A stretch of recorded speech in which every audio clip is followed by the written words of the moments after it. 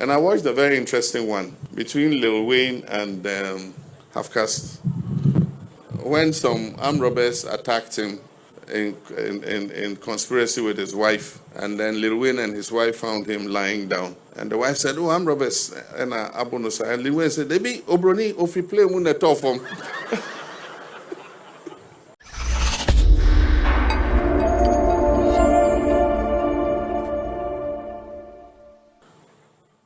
The performances that we have seen here today.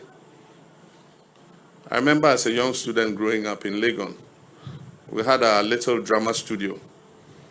And our students in Legon, for their exams and their performances, had to choreograph a drama performance. And we, the students, used to go to the drama studio and pay to go and watch those performances. And they did very well. Beautiful African performances. All of us growing up, maybe of my age, my children here, Shahid and Farida, might not have lived in that age. But we remember those epic performances. The king must dance naked, and how we used to flock to go and watch it. In the chest of a woman, or was it in the bosom of a woman? Those of you who are my age, remind me if I make a mistake. In the chest of a woman. There was one called Jogolo. There was even Jakpata or something. I mean, and that was the golden age of dramatic performances in Ghana. And I remember we used to flock to go and watch those performances. There were even the ones that were the movie. And several, icons in the movie industry, some of whom are alive, some of whom are dead. And we lived through all that era, Gallywood, Kumawood. I remember I asked that they don't show foreign films on the presidential jet anymore, and that we should watch Ghanaian movies. And no, this was when I was president before. And I'm going to give the edict again. The plane is gone for service. When it comes out, ask them to change all the repertoire and put Ghanaian movies. And I watched a very interesting one between Lilwin and I've forgotten his name, our half-caste.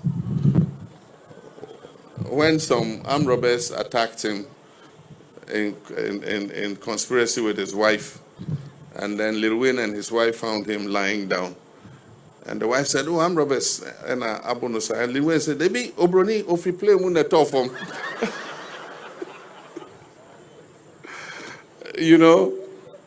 And then they took him home, nursed him, and Lilwin was pounding fufu and said, anywhere he puts the yam, he should pound it. And then he kept putting the yam, the guy was pounding, and then he wanted to taste one of the yams, he put it in his mouth, and the guy knocked his mouth with the pounding stick. I mean, these are interesting, they are creative. And, I mean, we have the talent. We all knew about Niyate. May God bless his soul. Committed to dance choreography. We used to go to the National Theatre to watch the Ghana Dance Ensemble, Ghana Dance Company, No Yam, all of them. I'm happy that in all this economic crisis and all that, they still are alive and that the talent is still there. And I hear even though Niyate is gone, his son has taken over and is doing fantastic creative work. And it just lets us know that the talent is there and we must continue to nurture it. I mean, we watched the palm wine music, and I asked if the king of palm wine music was still alive, our agyapong, and I hear he's alive.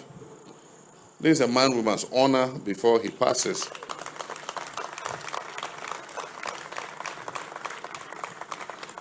Because that was a genre of music that has become a part of our musical archive and our folklore. And for people like this, we shouldn't wait till they die and go and cry at their funerals. And so wherever Ojako Nimo is, Jifa, you and your team organize some ceremony. Let's honor him. I know he's been honored in the past. Let's honor him again before God calls him. In the last month or so, we have buried two icons. One, Naamanua of Wolome fame. I got to meet her not too long ago, last year, yes. She came to my office out of the blue. And we had listened to Wolome music growing up. So when she came, I was quite excited. And we struck a very good friendship. Unfortunately, after I got to know her, it didn't take long. She fell sick. The family came to me. We did everything. We paid the medical bills, but if money could pay for her life, she would be alive. When God decides, he takes what he has given us. The other who passed recently, and because I was too busy with the affairs of state, I didn't get the opportunity to at least go and pay my respects to him, was the last of the Osibisa Tediose. Growing up, these were people who made us proud, and they carried African music and Ghanaian music to the rest of the world. And I pray that God grants him peaceful rest. But there are many people like that who have had the talent, they have performed, we've enjoyed their music in many sectors, in sports, in all the creatives, in film, in music. And today, we ask ourselves, how are their lives? Many of them are living as paupers. Even in old age, money to be able to afford the medicines, to be able to look after themselves, pay for their hospital bills, has become a problem.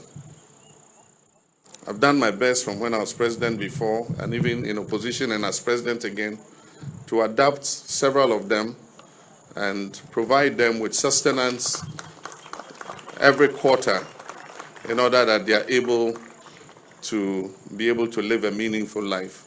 But that is what I can do as an individual. I believe that as an institution, like we tried to do in the past, we should set up an aging artist fund and be able to provide something for these people who have made us happy in the past, who we knew were talented and creative and are falling on hard times.